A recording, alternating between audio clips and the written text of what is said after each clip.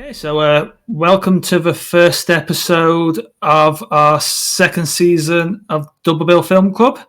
We're doing a Star Wars special this week. So the format is changing a little bit. We're taking one Star Wars and pairing it with a non-Star Wars. And we've got a guest, Alden, here, if you'd like to introduce yourself. Just to be clear, there are non-Star Wars movies? I wasn't aware of that. I guess there's enough to do this show, but in all seriousness, yeah, just a few. You know, Twitter would lead you to believe otherwise. But yeah, my name is Alden, here from my Star Wars podcast, Ach-To Radio, and I know these two lovable gents here just from Facebook and Twitter and the film space online, and we've been buds for years at this point, just talking all the time and comment form. And so they were kind enough to invite me on to talk some Star Wars and non-Star Wars. Hey. It's nice to finally have a chance to chat properly with you, to be honest. It's I know in a non it's got text-based format. It's been years, and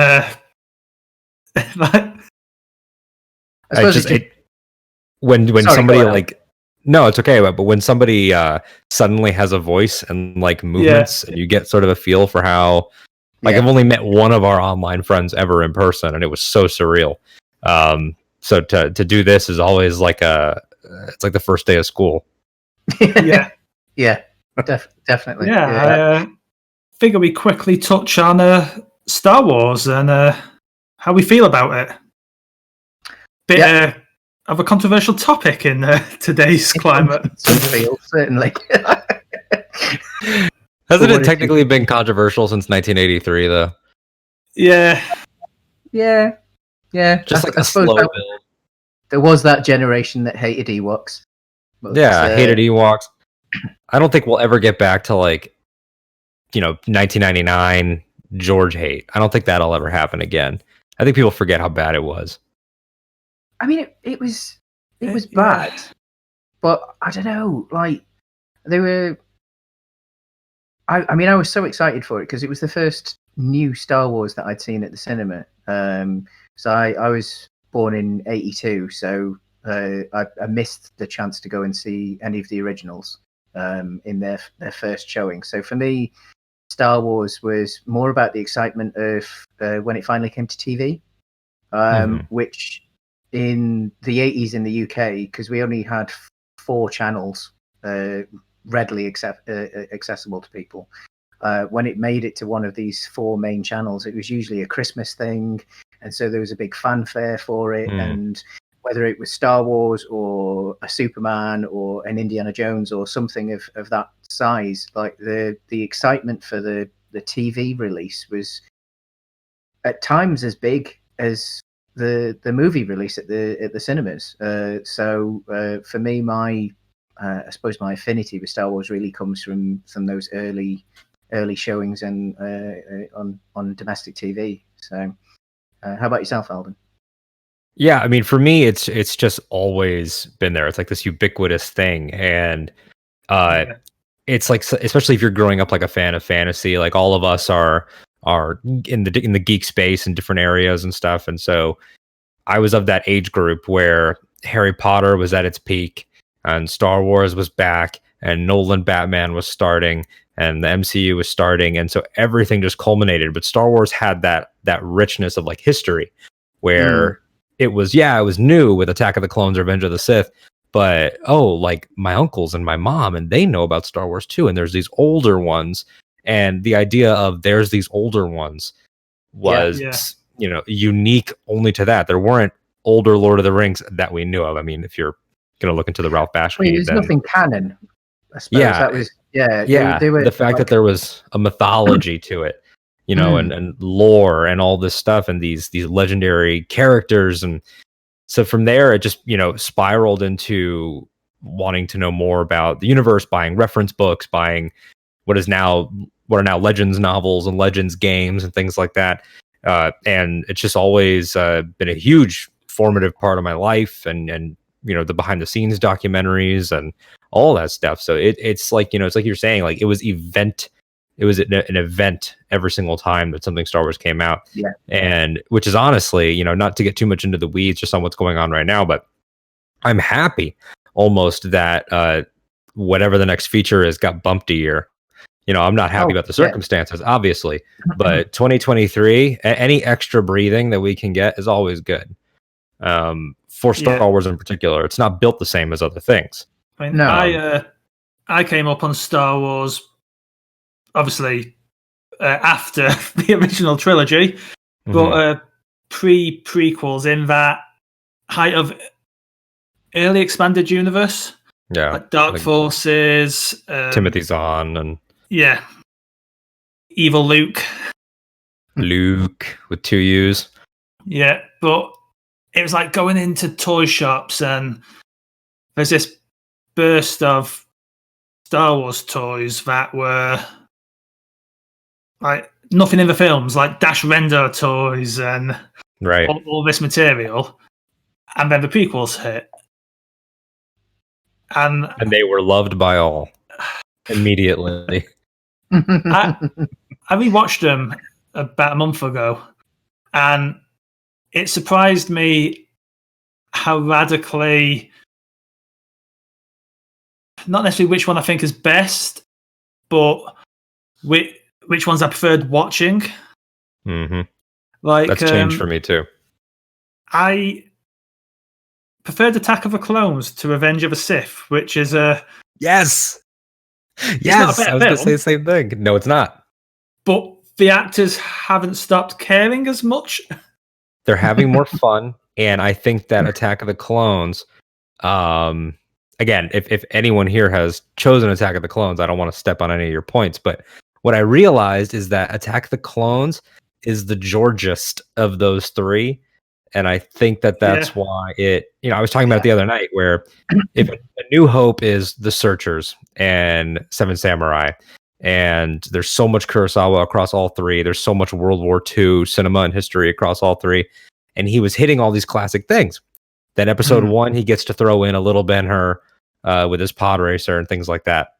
Episode 2 touches on like detective noir, cheesy romance. It's got the diner, American Graffiti. It's like George checking off every last box. And then a Coliseum scene. So it's got a lot going on. I mean, even the Kaminoans are the most regular looking alien that we've had. You know, it's the Star Wars that feels the most lived in. Like the universe feels like people live in it. Like all the stuff with Obi-Wan in the diner and investigating, it just feels like a living world more so than other ones, I think.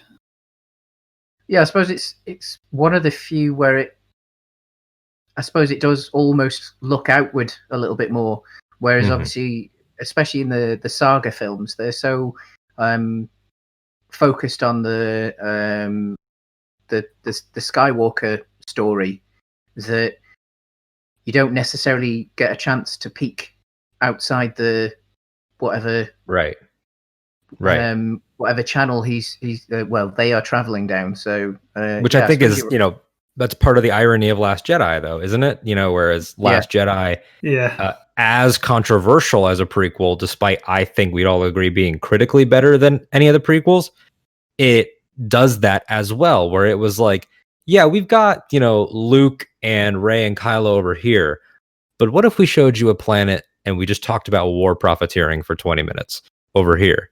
Yeah. And the thing with Last Jedi that everyone talks about how wasted Finn and Rose are in that film, but I think it's the heart of the movie. Yeah, I couldn't disagree more with the take. I'm with you. Like it's the moral core. It's the lesson that none of the Star Wars movies had the opportunity or sometimes the gall to do, which was to really address where he was. People criticize Finn's arc in Last Jedi and say it's the same as Force Awakens, and that's just wholly untrue. Force Awakens ends with him telling Han Solo, "No, I don't know how to blow up Starkiller Base, and no, I did not come here I came here to save my friend. And then Last Jedi is saying, okay, cool, it's great to have friends, but there's something more than each of us. And DJ is the devil saying, it's all the same, good, bad. No. They're the false equivalencies. Authoritarians are just as bad as, people like the Resistance. And Rose is saying, no, dude, activism. Like, it doesn't matter if I get caught and die because I freed those animals. But it also twists that in a lot of films about rebellion, resistance, all tend to be about how there are causes worth dying for. Mm-hmm. But the end of Rose's arc is that she teaches Finn there's causes worth living for. Right. Like he tries to go out in that like blaze of glory, but that they still need him. And that's the thing that I love about the legacy characters sort of looming over, is that Finn and Poe, as much as they are intertwined together and as much as they're intertwined with characters like Rey and Leia, it's interesting that Han Solo dies and then these two young men go on this arc, because they almost are learning. That's like Han split into two people, Finn and Poe, where they're learning two halves of his lessons at different times. So, Poe's learning that heroics and being a hero are not the same thing, and Finn is learning about commitment and, the lessons of you can't just, blow things up, and there's so much going on there with the fact that Rose is saying, save what you love. And right behind them, projection Luke is about to walk in and do that, where Rose, bless her, if she was force sensitive, she might have been one of the greats, who knows? She has the philosophy, the George philosophy. Well, moving on, I think you're going up first, Matt, with your double bill. I am, yes. And I really enjoyed this one. I think, not that I haven't enjoyed any of the previous double bills that we've done. The 5 on season 1 gave me an excuse to bookend the season with different Superman films, which we noticed as we were filming the 5th, and quite contrasting Superman films as well, and themes. But this one, as I think we've said, Star Wars just has something about it. As much as I am arguably more of a Superman fan, I think Star Wars has a greater significance culturally than Superman, and even for myself, it has a special place that can't be touched, really. So the excuse to have a think about which one I'd like to go a little bit more in depth with, and and then pair up with something else. Got me quite excited, really. Obviously, I'm the oldest of the three of us, and I'm, although again, unluckily, I'm not quite old enough to have seen the originals at the cinema, but I did get that excitement of their first showings on TV. So I think, given my age, potentially that might have influenced my choice a little bit, because I am someone who is of the right age to actually enjoy Return of the Jedi, as opposed to being cynical about Return of the Jedi. And I think it's that element of fun that led me to choosing not Return of the Jedi, but the film that I think is the most fun of any of the Star Wars films, and that is Solo. Yeah. It is a great film. I honestly think that Solo, by the time I die, as long as I live long enough, will probably be the Star Wars film that I end up watching the most often, because it's the most fun of the Star Wars films. Is it the best? No. I think, but as far as pure enjoyment goes, and watchability, and oddly enough, the film that most people don't seem to hold as dear as I think they probably should do, I think Solo is right up there. And I think, going back to what you were saying in the intro, Alden, about it being elements of films that are most George, I think the reason I chose Solo is because this is most George, in a way. I nearly paired it with American Graffiti. That would have been perfect. Yeah. However, because of American Graffiti not being terribly easy to get a hold of in the United Kingdom or stream or this, that, and the other, and I wanted to make sure I had a proper good watch of it, I chose not to go with American Graffiti, but I've gone for Grand Theft Auto, the first directorial outing of Ron Howard, who, of course, was the director who finished, at least, the Solo film. And a cast member of American Graffiti. And a cast member of American Graffiti. I've never seen Grand Theft Auto. Well, luckily, I'll talk about it now, James. So I did watch that over the weekend. I actually had it in my DVD collection. So I dug it out and had a watch. I have seen it before, but it's been some time. Have you seen it, Alden? Or I haven't, no. I know of it, but I've never watched it. Very much a film of its time. Came out, again, coincidentally, the same year as Star Wars, 1977. So another reason it works for this pairing. It's essentially just a chase film, so a comedy chase film in the same vein as like Cannonball Run or Smoking the Bandit, or even if you went a little bit older, like It's Mad World or whatever it's called. And so it's all in that kind of vein. It's relatively low budget because it was written, directed, produced by Ron Howard and his father, Rance Howard. So it's very much a family project. His brother's in it. Surprise, surprise! His brother's in everything that he makes. And so it's and even the actress who plays his mother on Happy Days it has a character. It has a role in this film. So I think it was very much a labour of love for Ron Howard to get this film made. It has aged. It's not the best example of that sort of film, but to be honest, it's actually not too bad either. It's quite watchable. I think it's only 90 minutes. The copy I've got it's in 4:3 aspect as well, which just shows the age of the DVD. It's been so badly done that there's actually some of the opening credits get cut.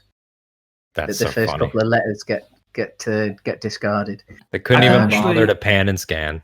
Nope, not even bothering to pan and scan. Just there it is. There's the box in the middle. We'll look at that. They're like, that works.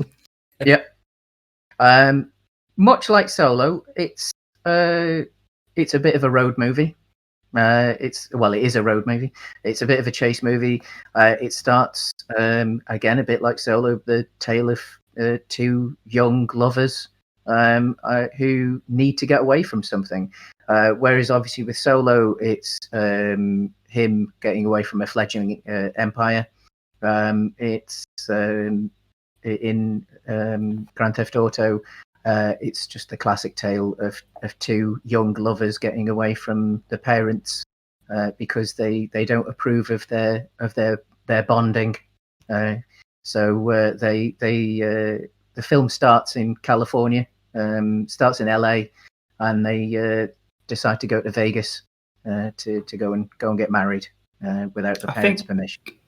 As a film as well, Solo is another one that does similar to what we were saying earlier. Attack of the Clones does it fleshes out the universe a lot more. You get to see a lived-in Star Wars universe. When like the scenes of Han as an infantry unit are great. Absolutely. I mean, just the idea that you can watch at that point 40 years and some change of Star Wars, and it's not until Solo that you're like, oh, stormtroopers are actually not the bottom rank. There's literal like grunts of the grunts, the regular infantry, the Imperial Army fighting the Mimbanese, and how wrapped up the Empire gets on a larger level with looking the other way toward crime. Because, it's a question that I'm sure original trilogy kids had of like, oh, so the Emperor and Vader just allow Jabba the Hutt to control planets? Because they say like, oh, that's Hutt space, that's his world and stuff. And they also said it in Phantom Menace, like the Hutts are gangsters. And it's like, why do you allow him to exist? Now we sort of see like it's a mutually beneficial relationship. Yeah. And it does a great job of adding so much context. The film cements Han, which is great for me, as definitely not a badass as well. Yes. Yeah, I think, and to be honest, that's another reason that I finalized on this pairing, because Han, before this film, I think actually you rarely get to see the more human, more sensitive side of him. There's little hints of it, but there's always that exterior. There's always obviously he's a much older man at that in any of the other outings. But there's almost like he almost has a shell that he doesn't want to let you through, and you get to see. I've always described. Sorry, no, it's all right. Go on. I've always described him as he is a good man trying his damn hardest not to be. Yes, yeah, it's true, and I think that with as much as Star Wars is a mythology, we also mythologize Star Wars in movie making. So we remember a lot of it to be heightened in whatever emotion you felt. So if you were a child and you saw Han and you thought he's so cool, then you grow up and become an adult and you remember a cool badass in the same way you remember a monster being scarier than it was. In the same way people say, oh, Empire Strikes Back is so dark. Yeah. It's really not. It's actually quite funny, quite spiritual, a lot of fun, and it just has heavy themes. And so, but Han is, what James is saying, to echo that point, the guy trying to be that. And Star Wars has that history of, because George Lucas likes to show 12-year-olds that you can always make the right choice.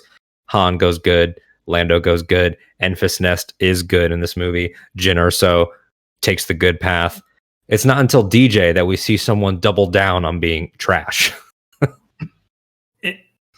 I've always thought every time him and Chewie are arguing when Han wants to leave, it's more that Chewie knows he's never going to leave.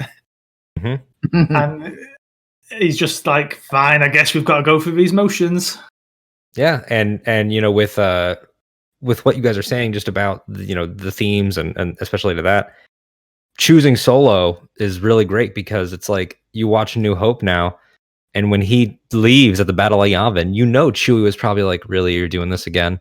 Like, just like how you left Enfys, like, just like how you decided not to join up back then, you think you're happier because of this. Han is always going to pick friendship, and in his choosing friendship is almost like the Force willing things into being. Even though he can't use it, he's a pawn. Yeah, definitely. I think going back to Grand Theft Auto, one of the things that surprised me the most is it's actually a female-driven film with Grand Theft Auto. Ron Howard is obviously he's the director and he's listed as the main star, and he's in as much of the film as anyone else is because he plays the boyfriend of the love-struck couple. But he's actually almost silent for most of the film. And he has that Han Solo-esque cool kind of nature to him. He's trying to put this facade on of this quite tough guy. And it's only much later in the film where the couple confront each other after... I mean, they finally made it into Nevada. But obviously there's been carnage along the way, as is wanton in a film such as that. Police cars getting flipped, all sorts of things, and there's ridiculous amounts of explosions in this film. And it's at that point he reveals that there's the facade of his character, and actually it's the his girlfriend that's the the dominant character within the film. And I think, again, with what we've been saying about Solo and the fact that this offers a little bit more insight into what Solo actually is, I think having the parallels of, again, especially a film that came out in the 70s, that Ron Howard was fairly forward-looking, really, and I think a suitable choice to actually finish off the film.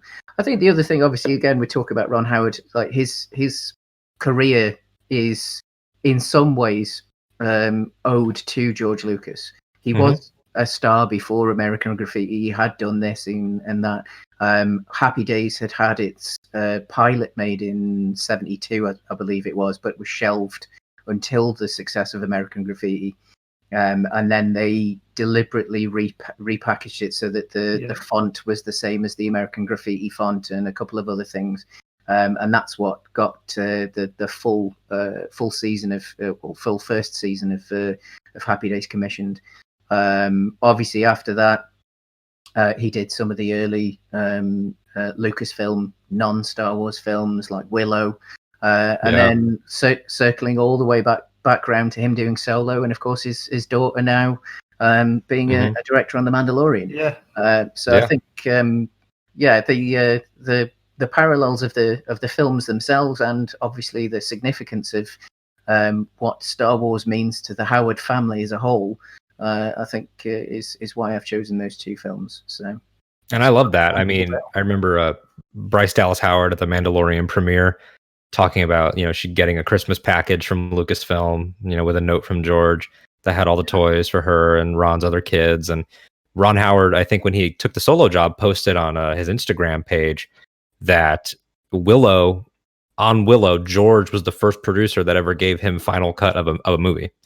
And that entrusted him with the actual, complete creative control of the end product, and just sort of said, go, like, I trust you. You've learned everything. Like you're ready for the next level type thing. And for him to come back to the family was really cool. I mean, I'm hoping that I don't want to date this episode too much, but for those of you watching this, you may have already seen a Mando season 2 trailer. Who knows? You might have seen a little bit more of Mandalorian, but I'd love to see Ron come in for an episode. So far we only have 7 directors for season 2 when we're recording this. Unless someone's doubling up, there's a last slot. So there is. I mean, I'd to be honest, I'd love to see him. I'd love to see the whole cast and crew get either a second film or a short Disney Plus story to tell, over 6 episodes or something. And again, if Ron doesn't direct it, if he's just on board as like producer and handpicks the directors that he would want, maybe including his daughter, to tell that story, I think. Because I mean, again, I think the cast is superb. There was some question over, was he the right Solo going in, and yes, he was very much certain the right Solo. So I mean, in another episode we talked about Valerian and how the male lead was drastically miscast in that film. Yes, 100% agreed. It was the missing piece in that film. Because otherwise, actually, I think had you had someone that was capable of being that Harrison Ford level leading man, Valerian would have been a completely different kettle of fish as far as how well it did at the box office. So, that is as it is, I suppose. So, right. So that's my double bill. And I believe Alden, on to yours. Well, this was an interesting prompt for sure. When James first reached out and I knew I was going to come onto the show with you guys, my mind was racing. I explored, I tell you, and it's not a written down note, but I had Rise of Skywalker paired with a film. I had Return of the Jedi paired with a film. And I had Last Jedi paired with a film. And up until yesterday, could have done any of them. Arguments fully fleshed out. Connections. I was so ready until the other night. I started talking with some friends about a Star Wars film, and it's a Star Wars film that means a lot to me, that I really enjoy. And it's a Star Wars film that I think you guys might have thoughts about because it is Solo, a Star Wars story. And I thought that I was going to be the only one to come to the table with Solo. So I had to contain some laughter when you said it because I was like, yes, all right, this is going to be a huge Solo episode now. I thought for sure that I was going to be alone on it because it doesn't get enough love. And because it is such a blast. It is underrated. It's underrated. I mean, Star Wars fans that didn't see it, you see every now and then they're like, oh, I caught it on Netflix or I caught it on Disney Plus now that it's on there. And why did I miss this in theaters? And I'm like, I don't know why you did, because it was great and it deserves the support. Obviously, one of the now most interesting and infamous behind the scenes stories, at least in modern Hollywood history, with just what was true. Was there an acting coach? Was this cut ever finished? Was what was the drama? I mean, I've heard some things that I've never said on the air from some people, and there have been. It's super interesting just to see how it all came down. But I agree with you. Ron Howard is the guy that you want to bring in because Ron Howard's a craftsman. Like Ron Howard, maybe he's not the flashiest. Maybe he's not the most. He doesn't make epics, but he makes good, solid cinema and distinctly American cinema, which is, what Star Wars is, even though we put all the work on the UK and said, make this, and then we'll just take all the credit for it. A New Hope being a British independent movie, essentially. And then it becomes an American thing tied in with American Graffiti. I thought about that. I thought about pairing Solo with Grease. I thought about pairing Solo with Ferris Bueller's Day Off. And I decided to go a little bit more modern. And I really wanted to drill down on the themes of this movie. And Solo, the more I've watched it, and I've watched it a ton, as well as you guys have. And the thing about it is that what it is at its core, Lawrence Kasdan has said that, we didn't even talk about the Kasdans, the fact that it's Larry Kasdan's Star Wars swan song, and the only one that he actually wanted to do. He didn't want to do sequels. They were working on Solo before Disney bought the brand. That was going to be a George and Larry thing, as like, all right, we'll do one more. Then George sold, but they kept the idea going. Oh, I didn't even know He that. says, No. yeah. So Solo was being worked on before Disney Lucasfilm, and those were conversations that they were having. When they bought the company, they said, all right, we're doing episodes 7, 8, and 9. And Lawrence Kasdan was like, we're working on a Solo thing. And they said, yeah, we'll get to that. Can you help us with 7? And then we'll get to your thing. And then Larry went into the room and said, okay, are we ready to do Solo? Because I think it would be really cool if we found out how he got his last name. That was like the first beat. And moving into sort of his thoughts, he says, this is a love story between Han and Chewie. And it is. But it is also a different Star Wars movie thematically, because I think about Anthony Breznican from now Vanity Fair. He said that Last Jedi was the first Star Wars movie about growing old. I think that Solo is the first Star Wars movie about growing apart. Every Star Wars movie is about found family and friends and how groups come together. This Star Wars movie is about how the young man has to accept that young love doesn't always work. He has to accept that time changes things. He has to accept that this girl that he knew has become a woman that he doesn't know. And it doesn't mean that anything's wrong with him. He just can't force things to be the same. Throughout the entire movie, he's, Kira, they're making out in the cape closet, and he thinks that everything's gonna be fine. And Beckett and Chewie, and they're all giving him this look. And Lando, like, dude, it's not the same. Like, she's grown up, man. And that's why I'm pairing this movie with 2009's 500 Days of Summer.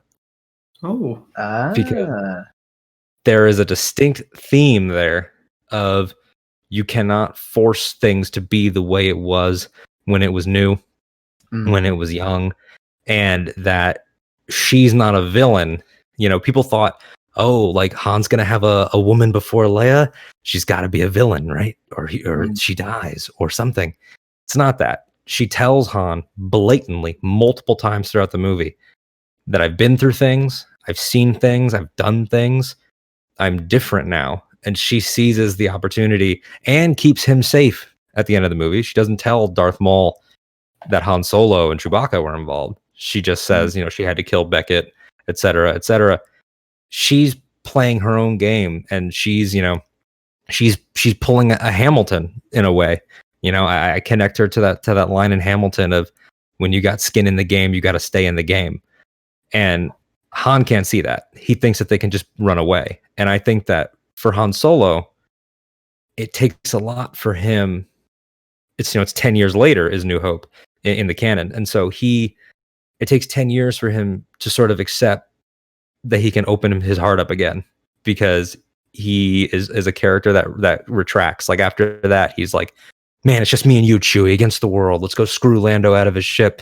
And then, let's just be loners. We don't care about anybody. And it's all because he still thinks it's about him. It has nothing to do with you, Han. It has nothing to do with you. She changed, and she's allowed to change. And when you look at 500 Days of Summer, it starts with this breakup. And she tells Tom, Zoe Deschanel and Joseph Gordon-Levitt are so great at this in this movie.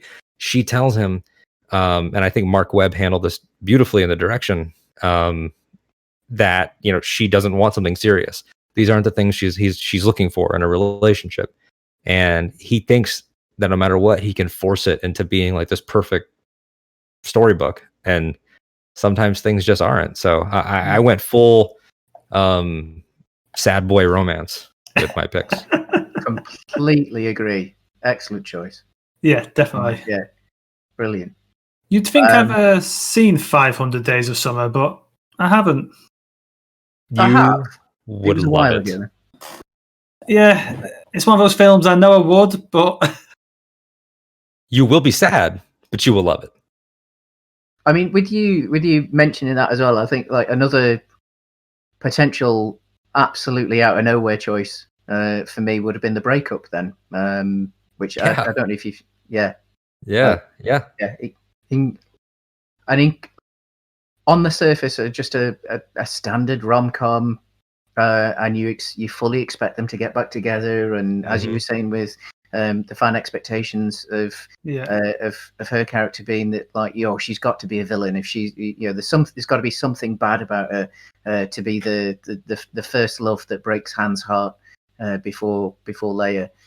And there's nothing wrong. And at the end of and like, she's involved in crime, and that, but so is he. And it's like, so is he. Yeah, I mean, he's not a perfect person either. Exactly. And so it's Han that turns Han's heart cold. It's his own expectation, something that all Star Wars fans could learn a little from.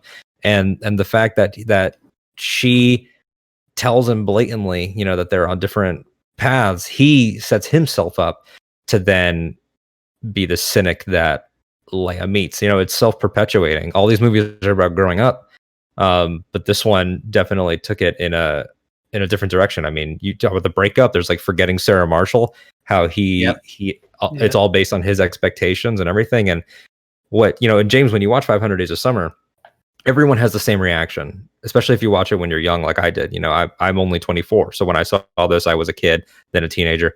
Every time I've watched it, I've turned more into supporting her and understanding her, because the institutionalized and internalized idea that, like, how could you break his heart? Like, no, she was being honest. No one did this to Han except Han. And I think that that's something that I appreciate more and more that I think about Kira.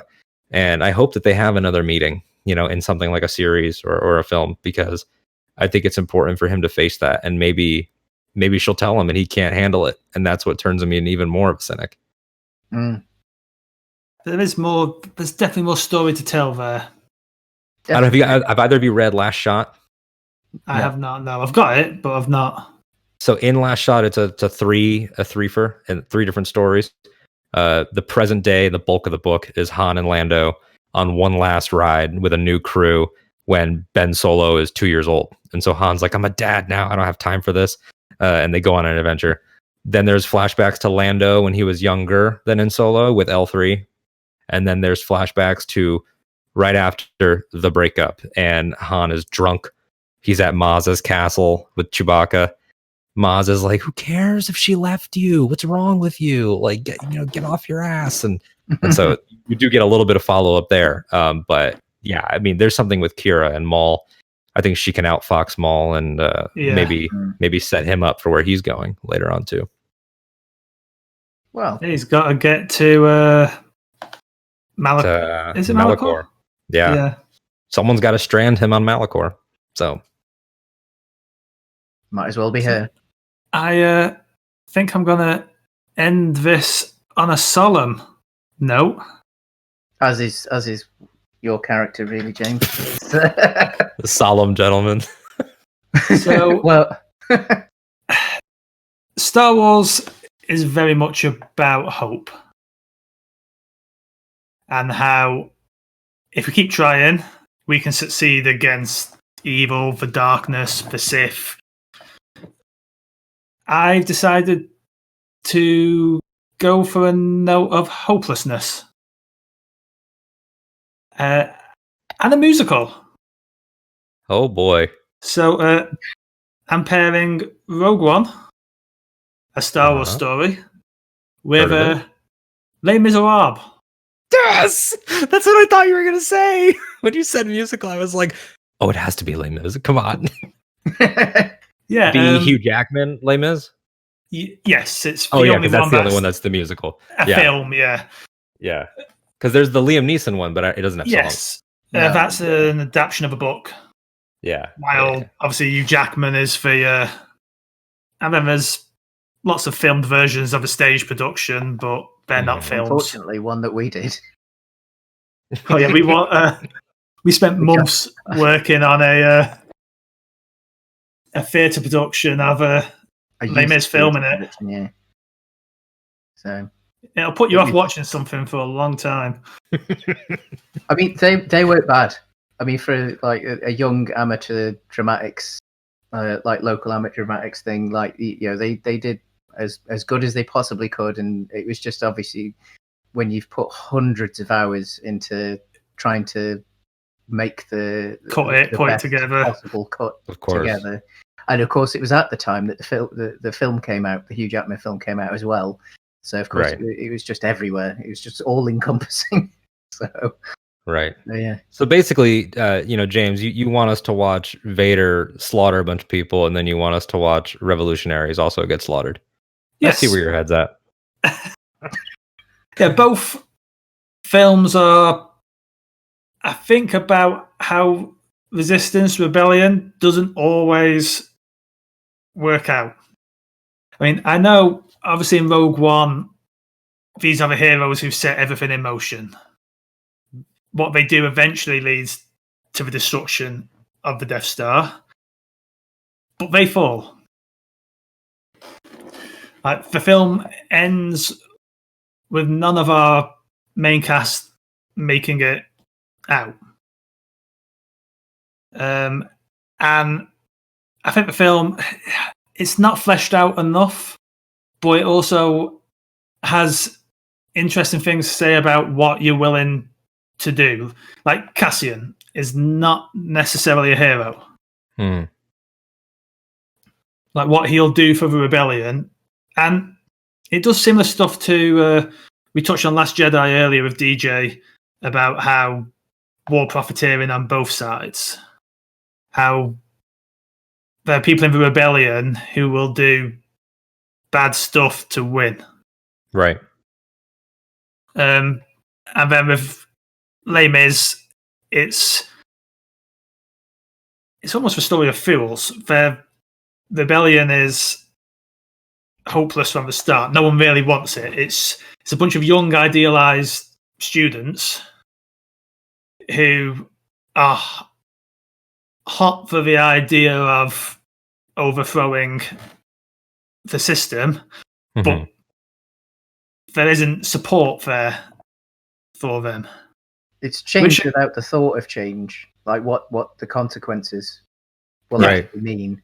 Yeah. I mean, I think about I'm rewatching Game of Thrones right now, and there's a beautiful Maester Lewin quote from the first or second episode, I think, where he says, too often words of war become acts of war.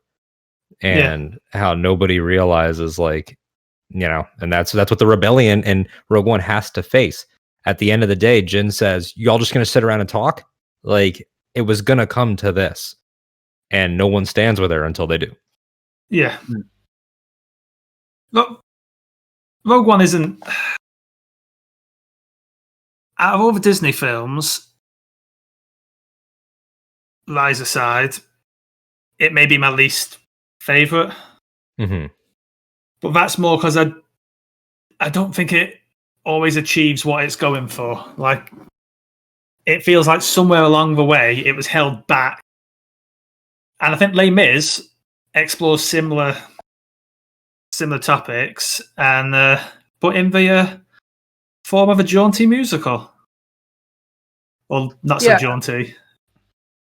I mean, I think I know where you're going, like, thematically, as well. I think, like, that Rogue One, in certain ways, feels the most un-Star Wars of the lot, because, as you say, it's the tale of despair as opposed to the tale of hope. That, especially when you get to the end and you realise that they all have to die, because you're all the way through the film when you're first watching it, you're always thinking, "Oh, these characters are incredible. They've been fleshed out quite nicely. Yeah. You're actually getting to know each of them. You're getting to like most of them. Surely they're going to keep one of them. Somehow there's going to be a way of writing a way out for one of them. But no, they're gone. And I think that's I suppose it's the realism, almost the inevitable, that darkness has to happen for there also to be light, for that hope to rise in A New Hope. Right. At first there has to be something truly tragic that finally draws that line in the sand. I love that Rogue One ends on that shot of Leia. Mm-hmm. It's for hope, that it's for New Hope. Mm.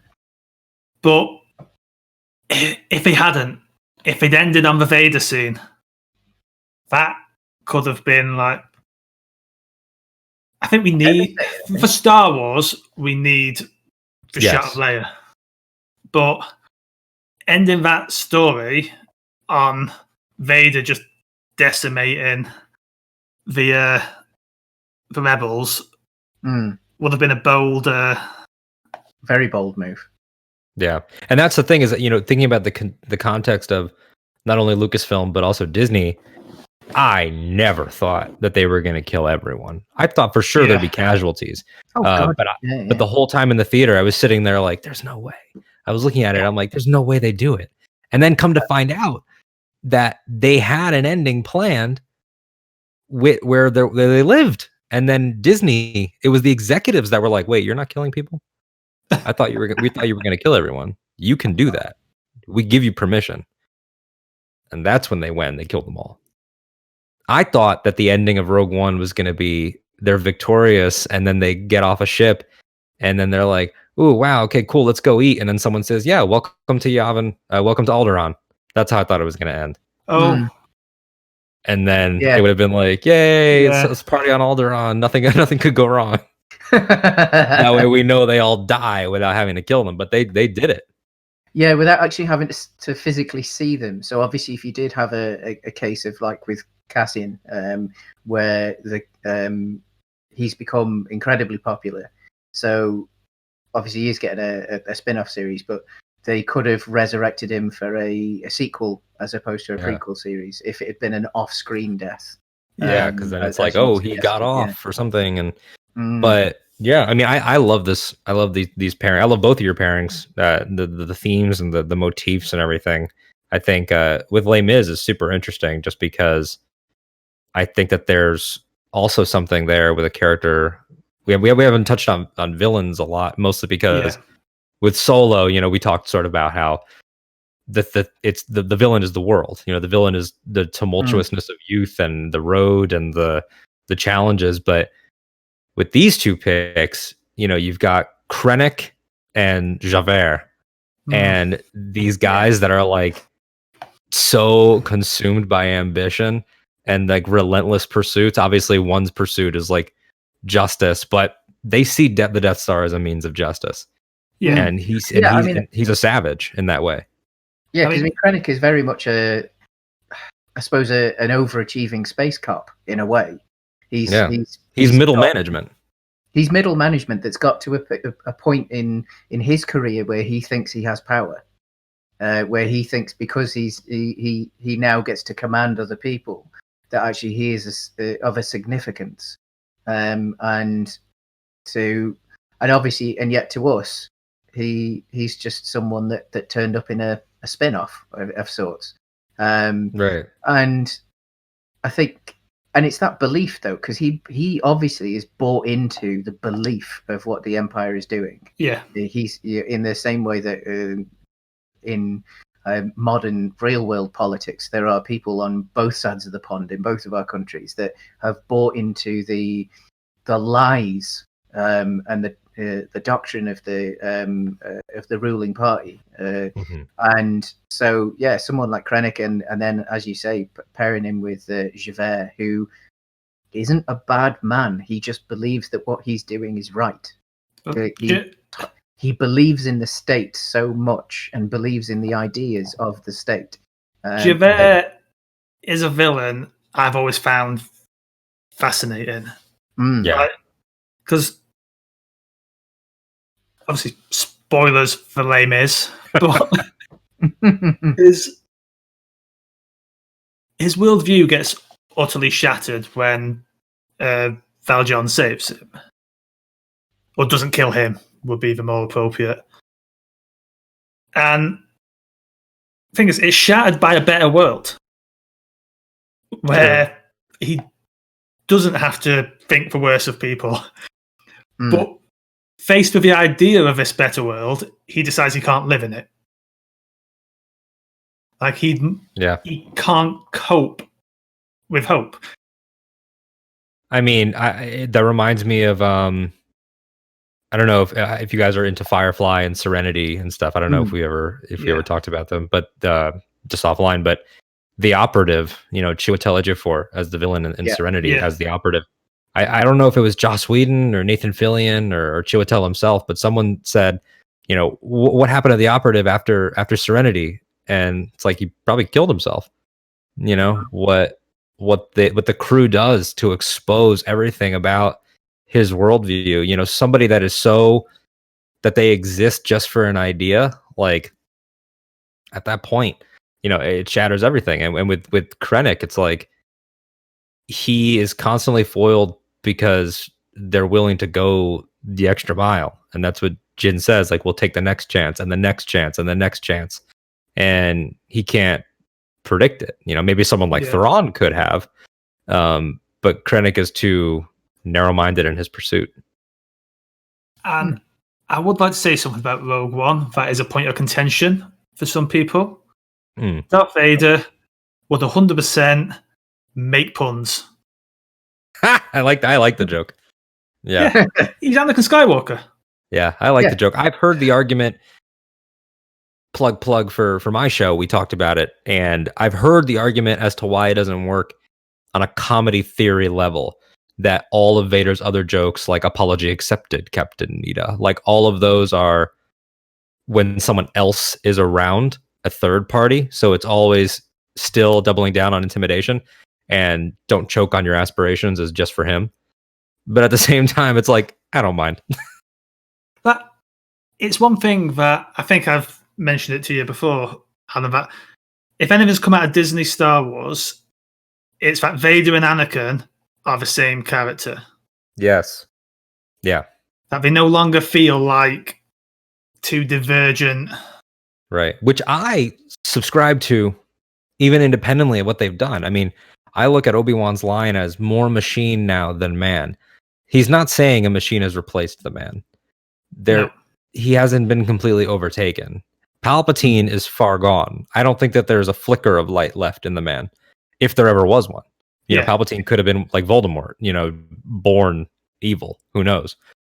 But yeah, I completely agree with you. And I would also add to your earlier point about, these revolutions and what they will cost and stuff. Both movies make the case. I mean, obviously, world history about, the French Revolution and, what happened after, but also in the history of Star Wars, it's making the point that sometimes your role is to ensure that the next person's role is easier. Yeah. Like, you don't get to be the A player, and sometimes that's okay. You like Jyn Erso is a hero, so Luke, Han, and Leia can capitalize on her work, and she'll never get the songs or anything like that, you know, or the same praise, and that's valid. You know, it sucks sometimes. She dies, so she doesn't get to know that it sucks. But it's like sometimes you work on something, and then someone else comes in and they capitalize on what you did, and it happens. Yeah, so I think it's time to pick a double bill. Yeah.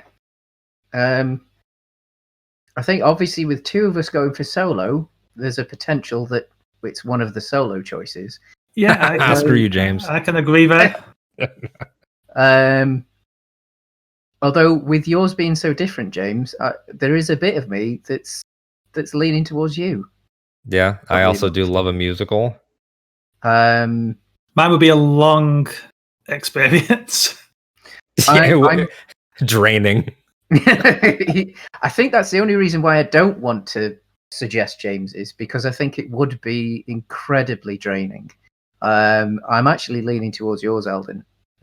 Same. Because I think with 500 Days of Summer, you do get that element of a more serious film, like with James's suggestions, that there is that sense of reality, that sense of realism, the having a sad ending of sorts.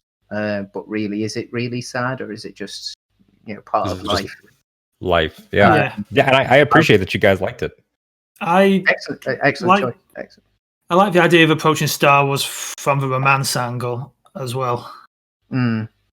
Definitely. I mean, that's one of my hopes just going forward is that, like, if Taika Waititi's movie gets announced and it doesn't have action in it, I would love it. Yeah. If he's like, I wrote a Kiwi dialogue-driven romance movie, and you all thought I was making the next saga. It could be anything. I doubt he's making the next saga. There's no chance that he's making the next saga. What we're doing with Shadows, but in the Star Wars universe. There are vampires in canon. The Dr. Aphra, Luke and Han crossover. Yeah. Screaming Citadel, yeah. They're basically vampires. So, but I appreciate that you guys like the choice. I even forgot to mention, by the way, James, light spoiler, that after they sleep together for the first time, Tom walks downstairs and sees his reflection in a car window outside of her apartment. And he sees his reflection as Han getting the Yavin medal. Oh, well, then I think, James, we have our winner. I would make the suggestion, potentially, of watching 500 Days of Summer first. Because if you're going to do an actual double bill of this one evening, I think let's finish on Solo. It's the more fun of the films. I agree. So you can have a slightly more serious beginning, get a nice meaty film, and then sit down with a beer and some popcorn or chosen cinema snack, and enjoy. Speaking of cinema snacks, the lighter side. I did see your tweet the other day about yogurt tubes from Attack of the Clones. My friend, let me tell you that I unlocked that memory. I was talking to my friend Nikki, and I said something about how I have a distinct memory as a child of seeing, because that was my first one in theaters, of seeing Obi and Mace back to back in the Petronaki Arena and being like, whoa, two Jedi back to back. And then he goes, yeah, they did that in the Go-Gurt commercial. And I was like, I remember. And now I need to find them. There probably is a box somewhere. I wouldn't recommend eating it. Yeah. Oh no, can't eat it. Just no, don't keep it now. James, I believe you have a traditional cinema snack to mention. Yes, well, popular in the 90s in Britain was a frozen turkey-based snack food called the Turkey Twizzler. It was like a cured spiral turkey sausage. But do you know celebrity chef Jamie Oliver? Just by name. He campaigned to get them banned. Campaign to get them banned. Because they were served in schools, and That's amazing. Yeah. And yeah, so for episode 1, they released turkey lightsabers into cinemas. Oh, that's So you amazing. could go into the cinema with your turkey lightsaber on a stick and enjoy it in front of a film. Yeah. Would this be comparable to a Slim Jim? Do you have Slim Jims? We have peperamis, Yeah. which are Yeah. the same thing. So it'd be like a basically. turkey version of a pepperoni then. Turkey Twizzlers needed cooking. Yeah, turkey Twizzlers were. It was literally a Okay. turkey sausage that was like quite thin, similar thickness to a Slim Jim, but Yeah. like in a spiral form. Mm. But they were full of salt, full of preservatives. It was all mechanically reclaimed meat. It was they were more. Are you sure this popular- isn't American? It was. They were. Well, it We was love preservatives. It was in a time before, like, because in the last 20 years we've had significantly stricter regulations on our foods and things like that added, and in particular in schools and things like that. And the Jamie Oliver thing was actually part of a wider thing for getting healthier food into schools. And the turkey twizzle was kind of the arch nemesis. It was the ultimate processed piece of shite that. It was the Darth Vader of school Yeah, meals. well, it was beyond that. It was the Palpatine of Palpatine is like, canteen food. this attack on my life has left me scarred and deformed.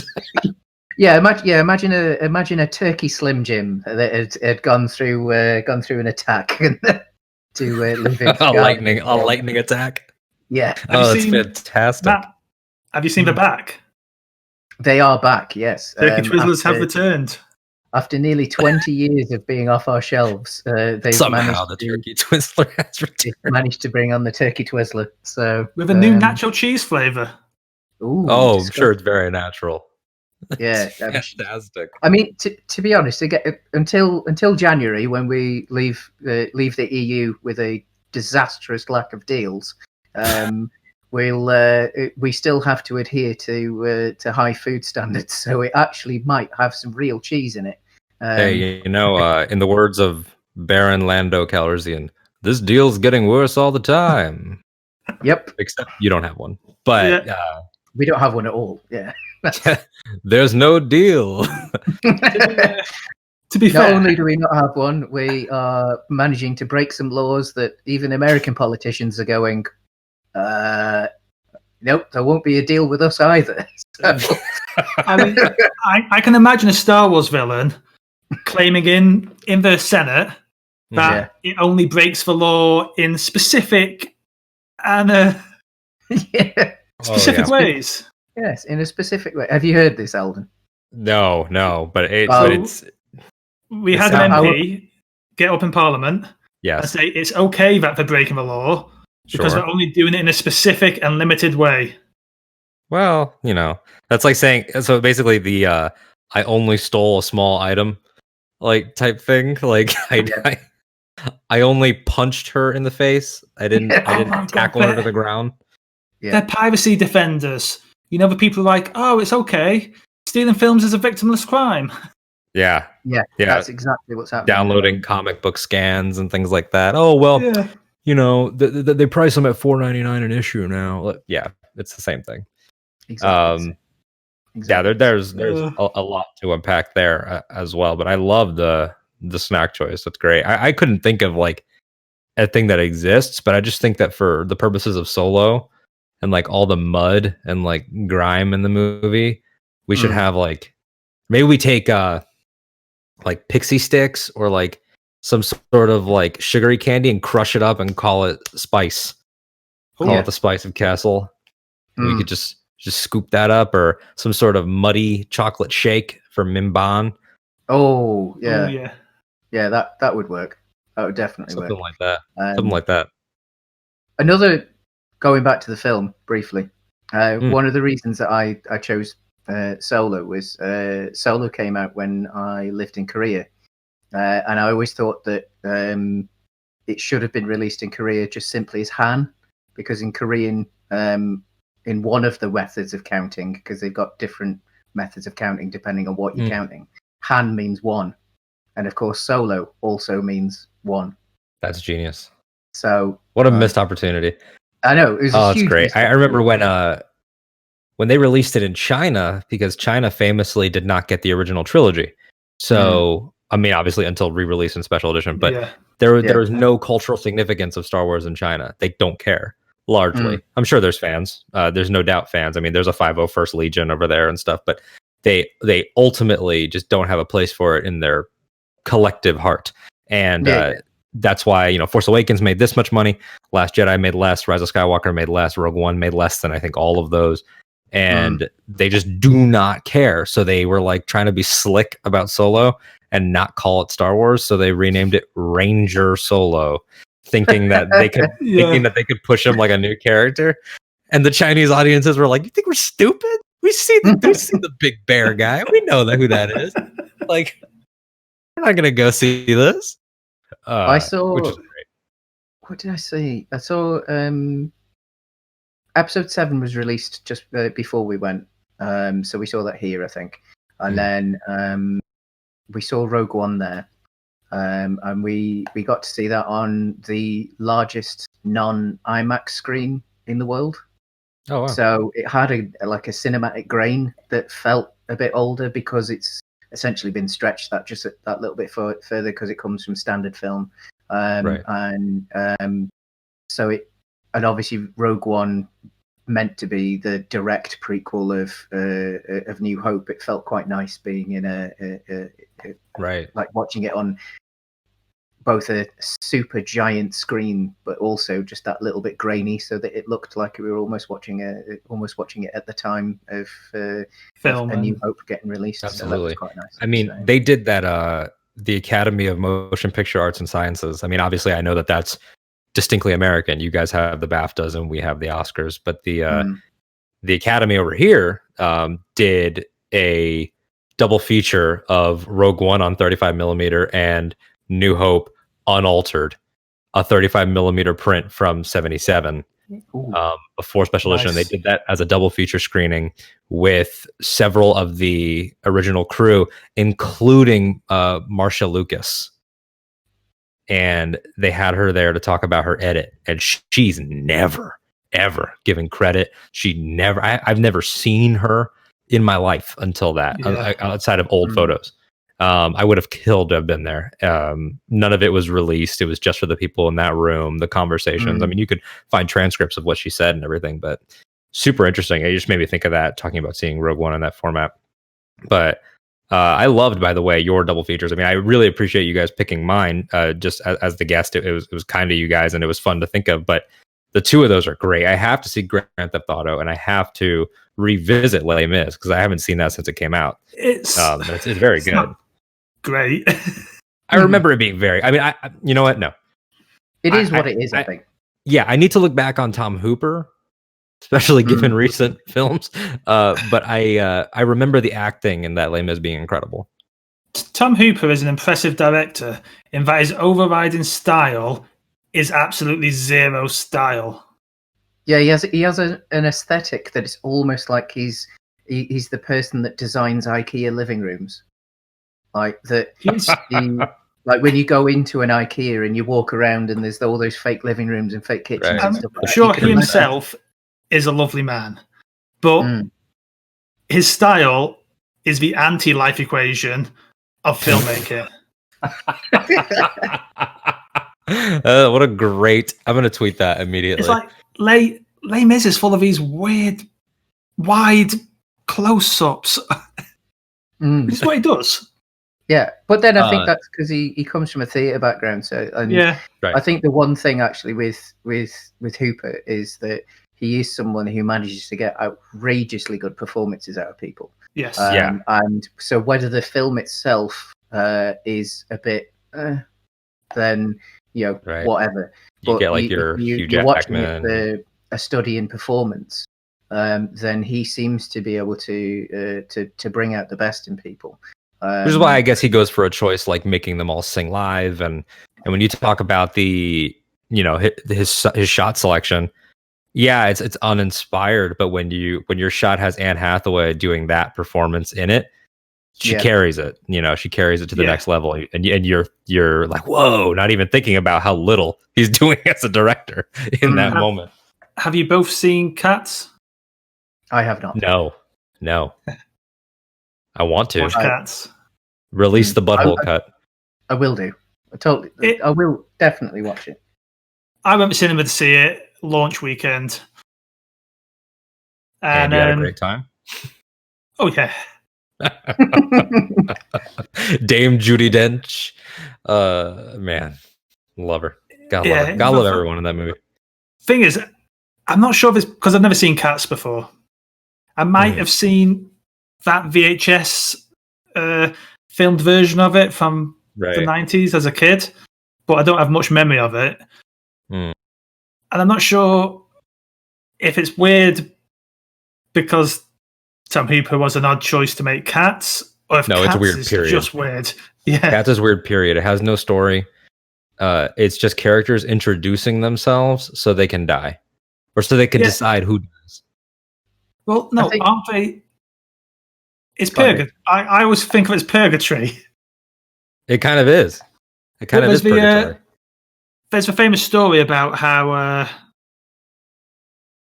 why is his name escaping me? The writer of Cats.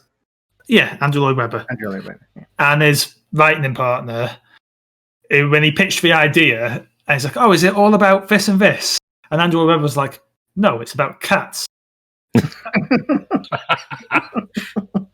Oh, love them. Yeah, but I think that one of the problems with Cats is the same problem that a lot of stage musicals face. In that, as you say, I mean, like the story, the actual plot, the ABC of a stage musical doesn't always sync up to what the expectations we have of cinema.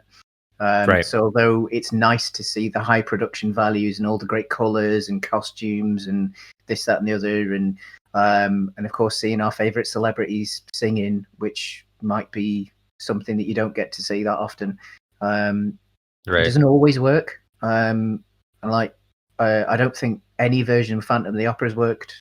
I don't, no matter what cast, really. I like 2004, but I don't think it's yeah. What do you think about Burton's Sweeney? You see, Burton's Sweeney, like it. I think I like it too. But then I think the story itself was more solid because it was taken from another property first. Yeah. And then turned into a musical, and then further turned into a film. In the same way that another film that's in series 1 of this, Hairspray, does the same thing.